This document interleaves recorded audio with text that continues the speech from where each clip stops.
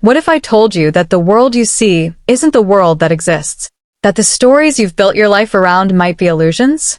And that the very beliefs you trust about love, success, morality, even yourself could be wrong? Scary thought, right? Today, we're going to open a door most people never dare to touch. A door that leads to unsettling questions and possibly liberating answers. By the end of this video, you'll never look at your own beliefs the same way again. This is not about making you abandon your faith, your morals, or your values. It's about something deeper. Asking, how do we know what we know? And what if we're wrong? Section 1. The fragile foundation of belief. From the moment we're born, our minds are like empty notebooks. And every word, every picture, every idea we see or hear gets scribbled inside. Parents write in our books. Schools write in our books. Religion, culture, media, friends, they all pick up the pen and add their version of reality. But here's the thing. If your book is filled entirely by other people's handwriting, how much of it is truly yours? Think about it. People in ancient Greece believed in Zeus and Hera with absolute certainty. People in medieval Europe believed the earth was the center of the universe. And many believed diseases were punishments from the gods. They weren't stupid or primitive. They were just certain and wrong. Section 2. The psychology of being wrong. Here's the dangerous truth. The brain hates being wrong. It hates uncertainty. Psychologists call this confirmation bias, the tendency to seek out only the information that supports what we already believe, and ignore the rest. Imagine your mind as a courtroom, but instead of a fair judge, it's a corrupt lawyer, twisting every piece of evidence to defend your current position. This is why changing your mind feels like losing. And it's why so many people would rather live a comfortable lie than face an uncomfortable truth.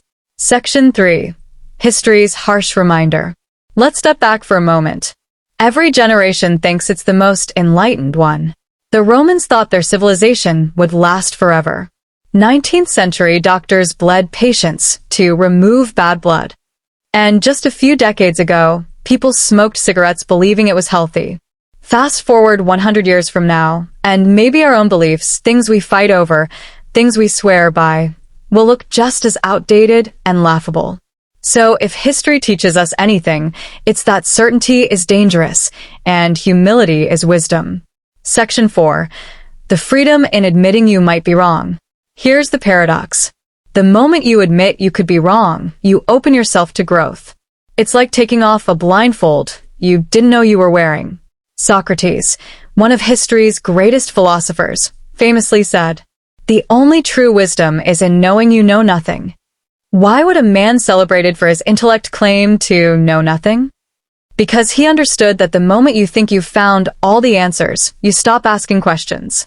And when you stop asking, you stop evolving. Section 5. How to test your beliefs. So how do you know if what you believe is true or just something you've been told? Here are 3 tests. 1. The origin test. Ask yourself, where did I get this belief? Who told me? And how did they know? 2. The opposite test. Imagine believing the opposite. How would your life look? Does it hold any truth?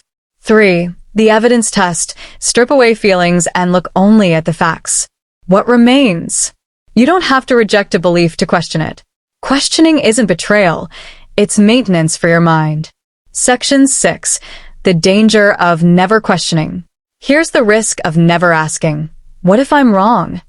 You might spend your whole life climbing a ladder, only to realize it's leaning against the wrong wall. And by then, it's too late to start over.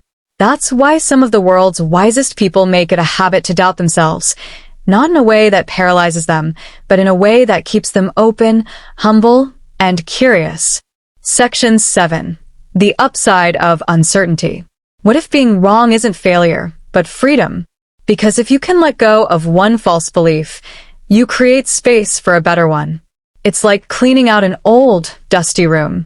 Sure, it's uncomfortable to throw away things you've kept for years, but once the space is clear, sunlight pours in. The final challenge. So, what if everything you believe is wrong? Would you have the courage to let go? Would you have the humility to start again? Maybe the point isn't to replace your beliefs with better ones, but to keep them light enough that when truth knocks at your door, you're ready to open it.